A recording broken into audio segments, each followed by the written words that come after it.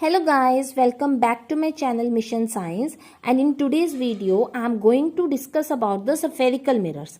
In my last video I did the discussion on the plane mirrors. तो आज हमने spherical mirrors के बारे में पढ़ना है. उसमें कुछ अभी हम terms के बारे में पढ़ेंगे जो terms हमारे पास spherical mirrors में use होती है. After that हम उसमें ray diagrams को study करें. So let's start with the spherical mirrors. कि हमारे पास स्फेरिकल मिरर्स क्या होते हैं. देखो, स्फेरिकल मिरर्स का मतलब ये होता है कि इसमें जो रिफ्लेक्टिंग सरफेस है that is a part of a sphere. ठीक है, कि जहां से हमारे पास रिफ्लेक्शन होनी है वो उसका पोर्शन कैसा होगा, स्फेरिकल इन फॉर्म होगा.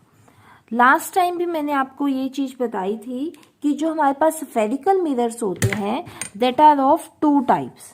ये हमारे पास दो टाइप के होते हैं. One is concave mirror and second one is the convex mirror. दोनों मिरर्स को हम वन बाय वन स्टडी करेंगे. सबसे पहले हमने कॉन्केव मिरर के बारे में पढ़ना है कि कॉन्केव मिरर क्या होता है. इसके हम सारे रे डायग्राम्स को देखेंगे. सब कुछ पहले कॉन्केव मिरर का समझेंगे और उसके बाद हम जाएंगे अपना कॉन्वेक्स मिरर के ऊपर. अब देखो, कॉन्केव मिरर में क्या होता है, जो रिफ्लेक्शन होती है वो कॉन्केव साइड से होती है. Reflection will takes place from the concave side. और वो कौन सी साइड होती है, जो बेंट फॉर्म में होती है. अभी मैं ड्रॉ करके भी दिखाऊंगी. जो बेंट फॉर्म में साइड होती है वहां से हमारे पास कॉन्केव में रिफ्लेक्शन होती है. लेकिन अगर मैं कॉन्वेक्स में बात करूं, इसमें जो बल्जिंग आउट पार्ट होता है वहां से रिफ्लेक्शन होती है. Reflection takes place from the bulging out part. देखो, इसको स्फेरिकली ड्रॉ करके देखते हैं कि हम कैसे बोल रहे हैं. ये हमने एक स्फीयर ड्रॉ किया है, राइट. ये हम इसका यहाँ पे सेंटर O मान लेते हैं. अब आप देखो, अगर मैं इस हाफ स्फीयर की बात करती हूँ, मैंने ये हाफ स्फीयर की बात की है. यहाँ पर अगर मैं इसका ये लेफ्ट साइड लेके चलती हूँ, दिस राइट हैंड साइड, इसकी राइट हैंड साइड ली, इसकी अगर मैं बाहर से ये पॉलिशिंग कर देती हूं तो जो ये आपके पास मिरर बन जाएगा, this will be your concave mirror. ठीक है, ये जो हमारे पास अब ये ऐसे मिरर बन गया है, ये कौन सा मिरर बन गया है, कॉन्केव मिरर बन गया, राइट. सेकेंडली, अगर मैं ऐसा कर दूं कि अब इस पोर्शन को ले लेते हैं, ये लेफ्ट हैंड साइड के पोर्शन को लेते हैं, इसमें अगर मैं अंदर से इसकी पॉलिशिंग कर देती हूँ, ध्यान रखना, राइट साइड में we are polishing it from outside and from left side we are polishing it from the inside. Polishing की है तो अब ये जो हमारे पास मिरर बना है, this mirror is known as convex mirror. ये हमारे पास क्या बन गया है, कॉन्वेक्स मिरर बन गया है. तो अगर मैं इसको सेपरेटली ड्रॉ करना चाहूं तो सेपरेटली हमारे पास कुछ ऐसे होंगे. This is the concave mirror.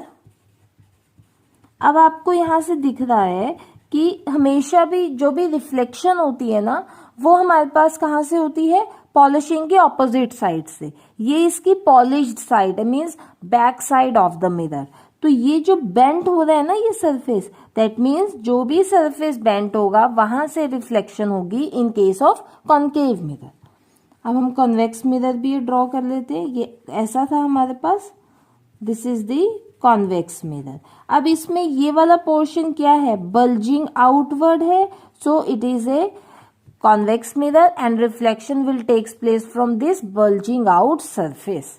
इसलिए हम यहाँ पे वर्ड्स लिख रहे हैं कि कॉन्केव में reflection takes place from bent surface and in case of convex it takes place from the bulging out surface. Simple हम स्पून का भी एग्जाम्पल इसमें ले सकते हैं. देखो, स्पून कुछ ऐसा होता है हमारे पास, this is our spoon, right.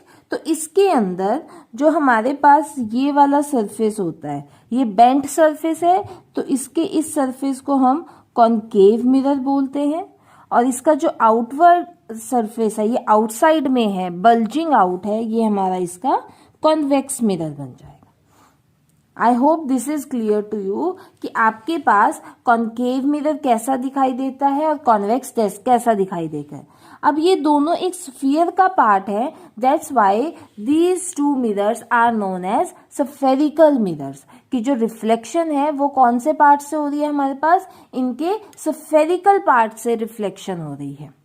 ठीक है, इसके बाद आपके पास कुछ टर्म्स यूज होंगी इसके अंदर जो बहुत ज्यादा इंपॉर्टेंट है, तो उसके लिए पहले हम फिगर ड्रॉ कर लेते हैं। देखो, हम स्फीयर की बात कर रहे हैं तो स्फीयर का सेंटर भी होगा, स्फीयर का रेडियस भी होगा, उसका डायमीटर भी होगा, सारी चीजें होती हैं। तो अगर मैं यहाँ पे सेंटर की बात कर लेती हूँ विच इज डिनोटेड बाय सी, सिर्फ मैं अभी कॉन्केव मिरर की बात कर रही हूँ, मतलब मैं इस पोर्शन की बात कर रही हूँ राइट हैंड साइड की, दिस मिरर ओनली, राइट।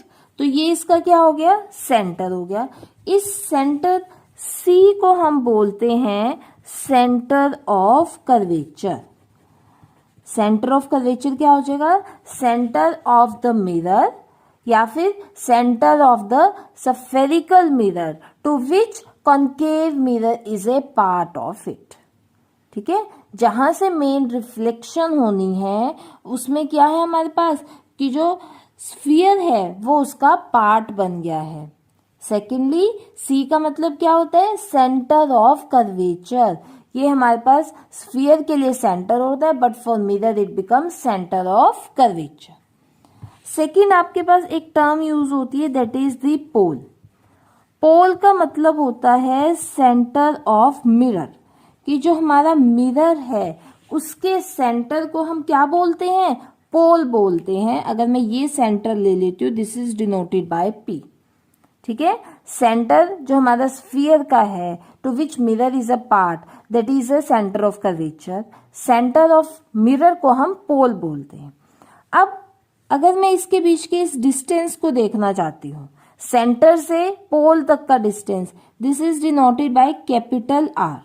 जैसे स्फीयर में होता है ना रेडियस, सिमिलरली यहाँ पे आर क्या होगा आपके पास, रेडियस ऑफ कर्वेचर हो जाएगा। देखो यहाँ पे जो हम सिंबल्स यूज कर रहे हैं दैट आर वेरी इंपॉर्टेंट, कि कहाँ पर आपने स्मॉल यूज करने हैं लेटर्स, कहाँ पे आपने कैपिटल लेटर्स यूज करने हैं। तो इस चीज का आपने ध्यान रखना है। आप ऐसा नहीं कर सकते हो कि कैपिटल आर की जगह आप स्मॉल आर यूज कर लो, कैपिटल सी की जगह स्मॉल सी यूज कर लो, मीनिंग सबके डिफरेंट हो जाएंगे। ठीक है, तो ये आपके पास कैपिटल आर क्या हो गया, मतलब आर की वैल्यू हो गई आपके पास PC. This is the radius of the curvature. Next आपके पास एक टर्म आती है कि हमारे पास प्रिंसिपल एक्सिस क्या होती है। ठीक है, तो प्रिंसिपल एक्सिस हमारे पास ये होती है, a line which is passing from the centre of curvature and pole of the mirror. ऐसी लाइन जो सेंटर ऑफ कर्वेचर से भी पास कर रही है और पोल से भी पास कर रही है, that is known as principal axis. इसको आप जैसे मर्जी डिनोट कर सकते हो, आपकी मर्जी है। Either you use X X dash और Y Y dash, M N, कुछ भी आप इसके लिए अपने लिए वर्ड ये अल्फाबेट्स यूज कर सकते हो। ठीक है, प्रिंसिपल एक्सिस क्लियर हो गई है। उसके बाद आपके पास एक टर्म आती है इसमें कि एपर्चर क्या होता है। एपर्चर हम डायामीटर को बोलते हैं। अब देखो कैसे हमें यहाँ पे एपर्चर का पता चलेगा। ये अगर मैं यहाँ पे ऐसे एक डायामीटर ये मैंने ड्रॉ कर दिया, ठीक। अब ये मेरे पास इतना ही है ना, ये कॉन्केव मिरर, तो इस साइड तो कॉन्केव मिरर नहीं है, दैट मीन्स ये इतने ही पोर्शन में रिफ्लेक्शन होगी। तो हमारे पास इसकी क्या डेफिनेशन बन जाएगी, the portion in which the complete reflection of light will takes place. ठीक है, जिस पोर्शन से सिर्फ इतने पोर्शन में ही क्या होगी, रिफ्लेक्शन ऑफ लाइट होगी, तो इस पोर्शन को हम क्या बोलते हैं, एपर्चर ऑफ दैट मिरर बोलते हैं। ठीक है, इसको क्या बोलते हैं, एपर्चर बोलते हैं। तो अब आपने ध्यान रखना है, अगर तो स्फीयर के रेडियस की बात हो रही है, जैसे आपको उन्होंने बोला the radius of curvature is 5 centimetre, R आपको दे दिया 5 सेंटीमीटर, इसका एपर्चर बताओ हमारे पास कितना होगा। So aperture will be its diameter, that means that will be 10 centimetre. ठीक है, क्लियर हो गया है कि सेंटर ऑफ कर्वेचर क्या होता है, centre of mirror, radius of curvature, principal axis and aperture. ये इंपॉर्टेंट चीजें थी और यही सारी चीजें हमारे पास कॉन्वेक्स मिरर में भी होती है। सिर्फ उसमें क्या करेंगे, लेफ्ट साइड को हम कंसीडर करेंगे। जब भी एग्जाम में ये डेफिनेशंस पूछते हैं तो उसमें वो आपसे बोलेंगे कि डायग्रामेटिकली इसको रिप्रेजेंट करके भी बताओ कि जो जो आप डेफिनेशन लिख रहे हो। तो अगर वो मेंशन करते हैं कि कॉन्केव मिरर पे करो या फिर कॉन्वेक्स पे करो तो अकॉर्डिंगली करोगे, अदरवाइज आप इसमें खुद से कोई भी मिरर लेके भी एक्सप्लेन कर सकते हो if nothing is mentioned to you. ठीक है, क्लियर हो गया। नेक्स्ट अब हमारे पास एक टर्म यूज होती है that is principal focus. This is very important term. बहुत बार क्वेश्चन एग्जाम में आता है कि प्रिंसिपल फोकस एक्सप्लेन करो। तो देखो, प्रिंसिपल फोकस को हम रे डायग्राम की हेल्प से समझेंगे कि प्रिंसिपल फोकस होता क्या है। तो सबसे पहले हमने ये कॉन्केव मिरर ड्रॉ कर लिए। कॉन्केव मिरर का ही प्रिंसिपल फोकस की हम बात कर रहे हैं। ये हमने प्रिंसिपल एक्सिस ड्रॉ कर ली। This is the pole of the mirror and this is my center of curvature C। ठीक, अब हमने क्या करना है कि मेरे पास जो ये मिरर है, लेट अस सपोज इसके ऊपर लाइट इंसिडेंट हो रही है। जो पैरेलल रेज हैं ये शो करती है light is incident from the infinity, कि इंफिनिटी से बहुत ही लार्जर डिस्टेंस से लाइट ट्रेवल कर रही है। तो जैसे ही वो मिरर पे इंसिडेंट होती है, हम ये ऑब्जर्व करते हैं कि ये जो लाइट है that is converging at one point. ये एक पॉइंट पे ऐसे कन्वर्ज आपको दिखाई देती है लाइक दिस। ठीक, कि आप क्या बोलोगे, when the parallel right rays. So इसको हम कैसे बोल सकते हैं, the light rays which are parallel and close to principal axis. ये हमने प्रिंसिपल एक्सिस ली थी, इसके ये पैरेलल है and close to principal axis है। After reflection from the mirror they converge at one point. ठीक है, and this point is known as principal focus of that mirror. इस पॉइंट को क्या बोलेंगे हम, प्रिंसिपल फोकस बोलेंगे।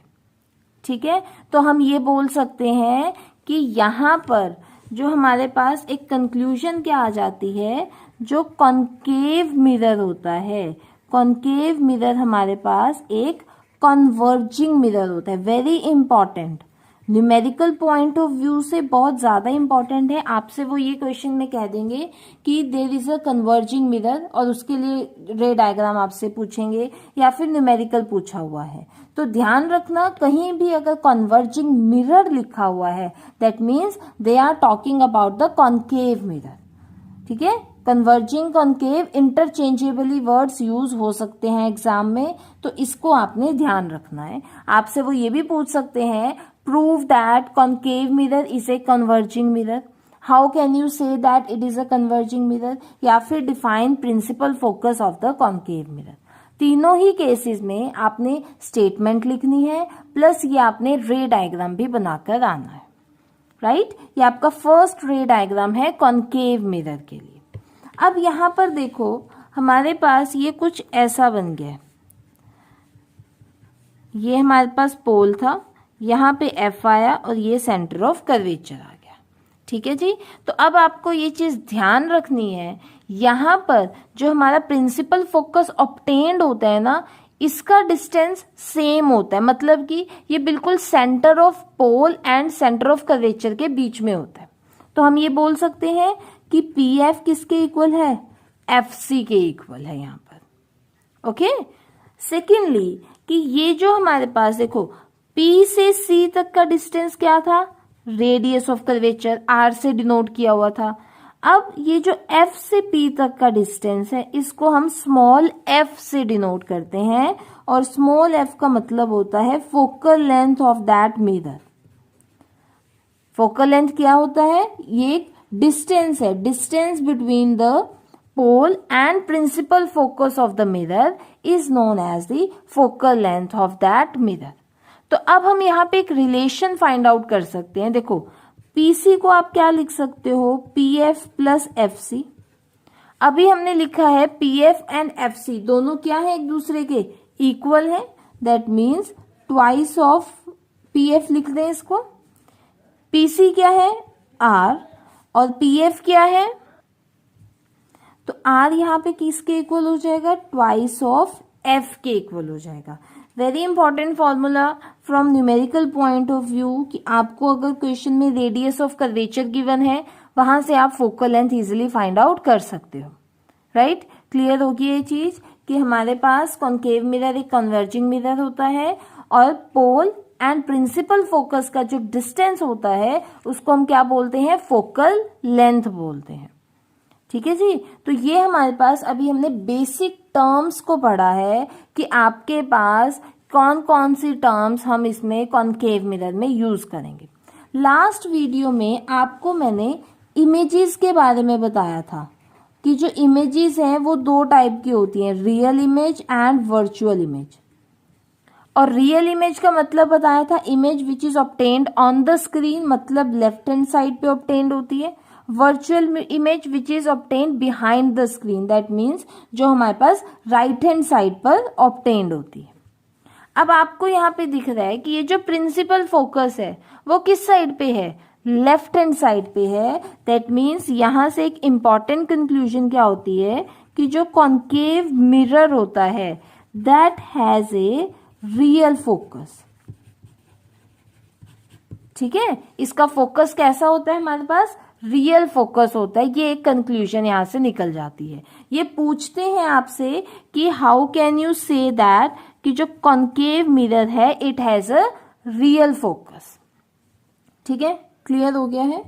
अब इसके बाद हम स्टार्ट करते हैं. हमने देखो रे डायग्राम्स बनाने हैं, तो रे डायग्राम्स हम तभी बना सकते हैं अगर हमें उसके कुछ वेल डिफाइंड रूल्स पता होंगे. तो हमने कुछ 4 रूल्स की बात करनी है. देखो रे डायग्राम्स में आपने क्रैमिंग नहीं करनी है, जो एज सच बुक में रूल यूज हुआ है वही आपने करना है. It's your choice, you can select any 2 rules out of the 4 rules.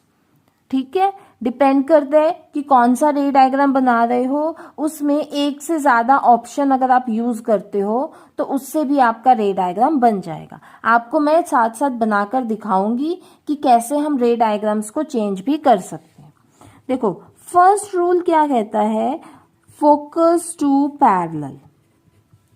मतलब क्या है कि अगर लाइट रे कोई फोकस से पास कर रही है, after get reflection from the mirror it will become parallel.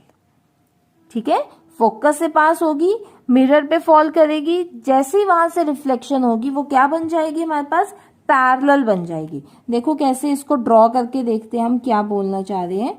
ये हमने कॉन्केव मिरर ले लिया है, इसका ये हमारे पास पोल है, ये फोकस और ये सेंटर ऑफ कर्वेचर. ध्यान रखना जब भी आप रे डायग्राम्स बनाओगे ये जो डिस्टेंस है पीएफ और एफसी में that should be look same. ठीक है, सेम दिखना चाहिए, डिफरेंट नहीं दिखना चाहिए बिल्कुल भी. आप रफ हैंड से भी बना सकते हो if you can measure it accurately, otherwise you can use scale also, because अगर ये डिस्टेंस इक्वल नहीं होगा then you can't draw the diagrams properly. तो देखना कि आप किस वे में इसको ड्रॉ कर रहे हैं. तो हमने क्या बोला है कि लाइट रे हमारे पास फोकस से पास कर रही है, तो ये फोकस है, इससे ये लाइट रे पास कर गई. एरोस बनाने बहुत इंपॉर्टेंट है इसमें. अब जैसे ही मिरर पे फॉल होगी इसने क्या होना है, रिफ्लेक्ट होना है. रिफ्लेक्शन कैसे होगी, it become parallel to the mirror. ये ऐसे पैरेलल बन जाएगी. This is the first rule. When the light ray fall on the mirror through focus after reflection from the mirror it will become parallel. ठीक है जी. Second rule अब हमारे पास क्या बोलते हैं, वो इसका ऑपोजिट है. पैरेलल से वो एफ पर पास होगी कि अगर कोई लाइट रे हमारे पास पैरेलल आ रही है, after get reflection from the mirror it will passes from the focus. ठीक, देखो अब ये कैसे बोल रहे हैं. ये हमारे पास P है, ये F है और ये हमारे पास C है। उन्होंने क्या बोला है कि जो रे है वो हमारे पास अब पैरेलल आ रही है, ये पैरेलल रे आई, ठीक है। अब इसने after gate reflected from the mirror it will passes from the focus of the mirror. ये यही वाला केस है जो हमने अभी यहाँ पर बनाया था कि पैरेलल रेज आ रही थी, जब मिरर से रिफ्लेक्शन हुई they converge at one point and that point is known as principal focus of that mirror. तो यही बात यहाँ पे हम बोल रहे हैं कि जब भी पैरेलल रेज आएंगी it will passes from focus of the mirror, ठीक है, क्लियर है। थर्ड हमारे पास रूल है C2C कि अगर लाइट रे सेंटर ऑफ कर्वेचर से पास होके जा रही है तो रिफ्लेक्शन के बाद वो सेंटर ऑफ कर्वेचर से ही वापस चली जाएगी। देखो इसको समझते हैं अब ऐसा क्यों होता है। ये P, F एंड C हमने बोला है कि वो सेंटर ऑफ कर्वेचर से पास हो रही है, तो इसको यहां से पास करवा देते हैं ऐसे, ठीक है जी। और जैसे ही इस पर फॉल होगी it will reflect back along the same surface. अब ये हमारे पास कैसे हुआ है, आपको मैंने लास्ट वीडियो में ये चीज बताई थी कि अगर किसी भी मिरर पे, any mirror whether it is plane और स्फेरिकल मिरर, कोई भी लाइट इंसिडेंट होती है परपेंडिकुलरली टू द मिरर, तो इस केस में एंगल आई 0 होगा तो एंगल आर भी क्या हो जाएगा, 0 हो जाएगा। इसी वजह से it will reflect back along the same path. Same concept यहां पर यूज हो रहा है। When the light raise fall along the centre of curvature it fall perpendicularly on the mirror.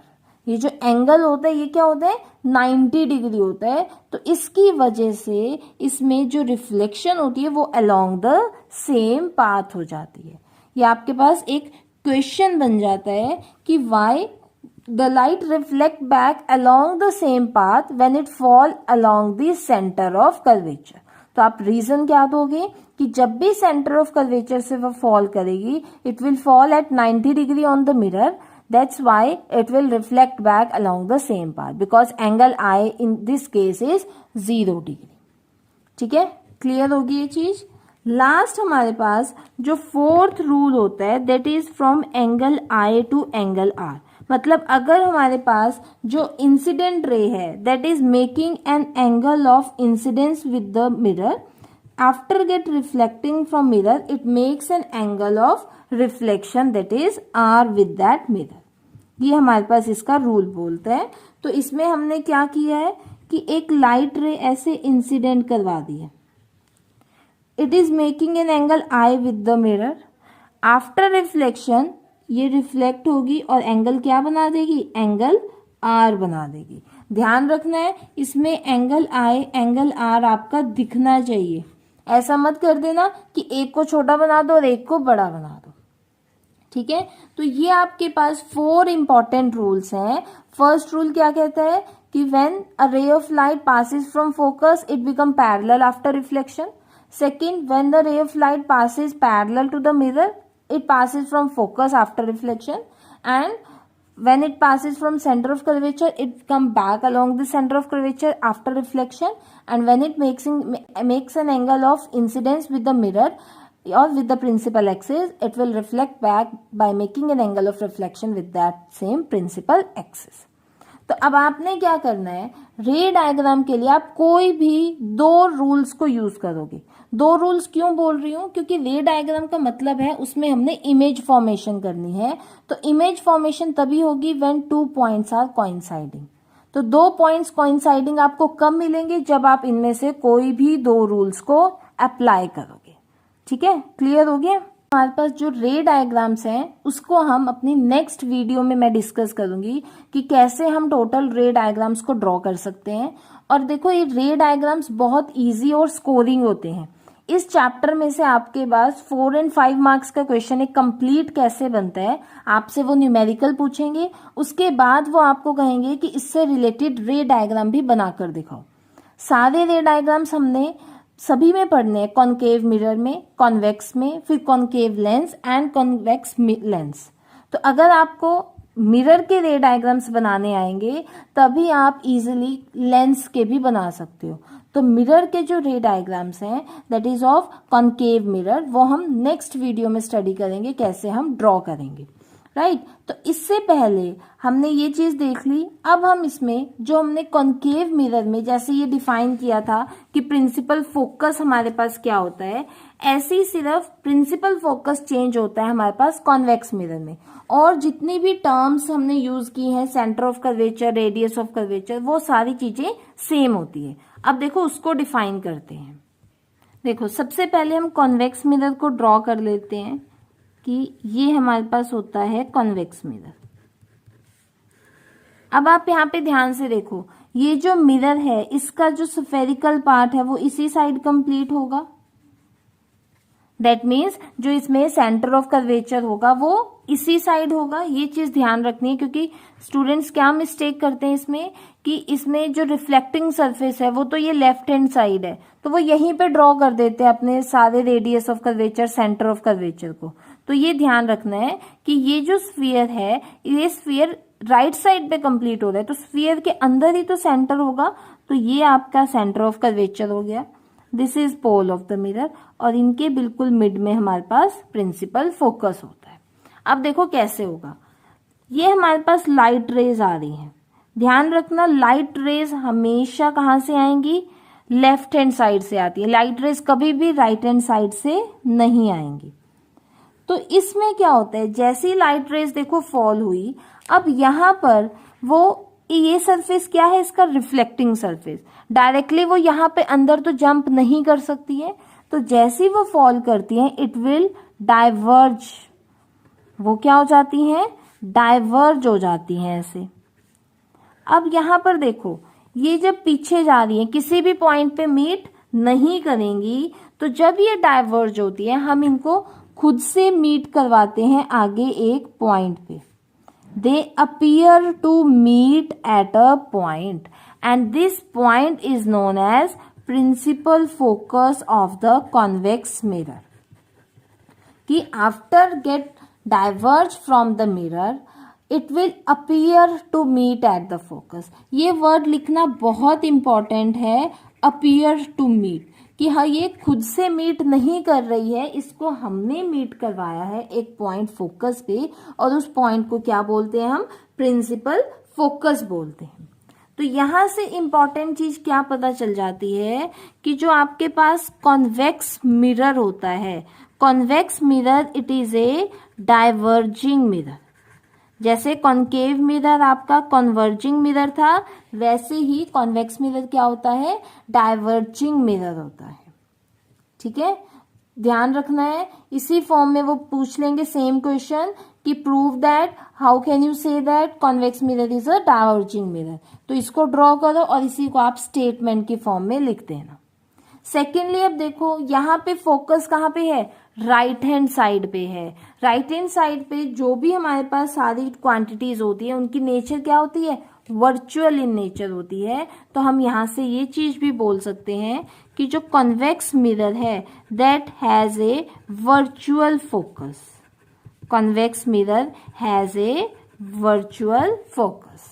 Concave mirror का रियल फोकस था and convex mirror का focus कैसा होता है, वर्चुअल होता है। और सब कुछ सेम है कि फोकल लेंथ क्या होती है, रेडियस ऑफ कर्वेचर, और सारी टर्म्स हमारे पास सेम होती है। ठीक है, क्लियर होगी ये चीज कि हमारे पास कैसे प्रिंसिपल फोकस कॉन्वेक्स मिरर का कॉनकेव मिरर से डिफरेंट है। अगर आपसे एग्जाम में पूछा जाता है define principal focus of the mirror, that means आपको दोनों डिफाइन करने हैं, कॉन्वेक्स का भी डिफाइन करना है और कॉनकेव का भी डिफाइन करना है। I hope today's lecture is clear to you. आज हमने सिर्फ बेसिक्स पढ़े हैं कि स्फेरिकल मिरर्स क्या होते हैं, कौन कौन सी उसमें टर्म्स यूज करती हैं।